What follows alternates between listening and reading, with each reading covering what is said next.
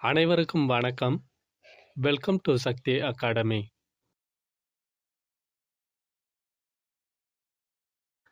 கேள்வி எண் 1.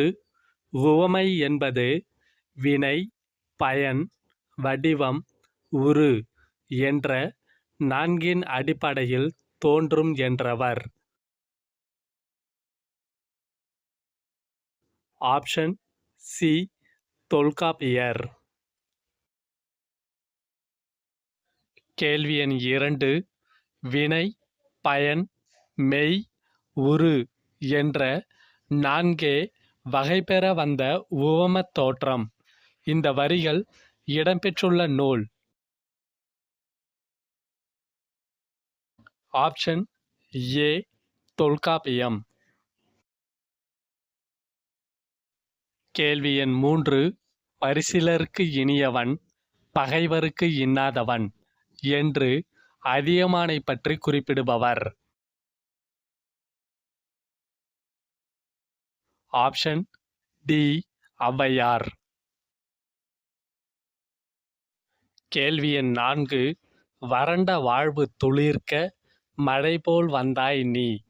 இவ்வடிகளில் இடம்பெற்றுள்ள உவமை வகை. Option B. பயன் உவமை. கேள்வி எண் 5. சுருக்கிய குடையைப் போலத் தோன்றும் அசோக மரம். இவ்வடிகளில் இடம்பெற்றுள்ள உவமை வகை. Option C. வடிவ உவமை. கேள்வி எண் 6. கீழ்காண்பனவற்றை வரிசைப்படுத்துக. Option A. உவமை, உவமைத் தொகை, உருவகம். கேள்வி எண் 7. தளிர் போலும் மேனி. இவ்வடியில் இடம்பெற்றுள்ள உவமை வகை. Option D. நிற உவமை. கேள்வி எண் 8. புலி போல பாய்ந்தான். இவ்வடியில் இடம்பெற்றுள்ள உவமை வகை. Option A. வினை உவமை. கேள்வி எண் 9. பின்வரும் கூற்றுகளை ஆராய்க.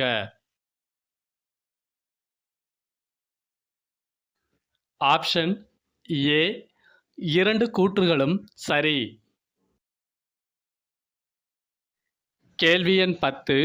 ஒப்பீட்டுச் செறிவும் பொருள் அழுத்தமும் சிறக்க அமையும் பொழுது அது டேஷ் எனப்படுகிறது.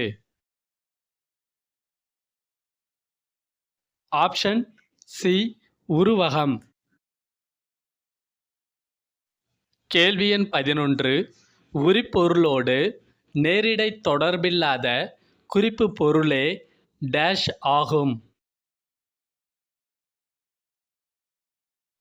Option B. இறைச்சி. கேள்வி எண் 12. குறிப்பு பொருளுக்குள் மேலும் ஒரு குறிப்பு பொருள் அமைந்திருக்குமானால் அதற்கு பெயர். Option D. இறைச்சி. கேள்வி எண் 13.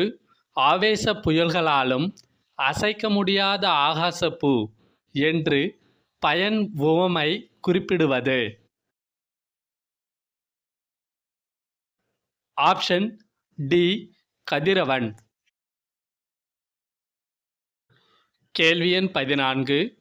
தீப்போல் சினம் என்பதை சினத்தீ என்று குறிப்பிடுபவர். Option C. பாரதியார். கேள்வி எண் 15. உவமையையும் உவமிக்கப்படும் பொருளையும் வேறுபடுத்தாமல் இரண்டும் ஒன்றே என கூறுவது. Option B. உருவகம்.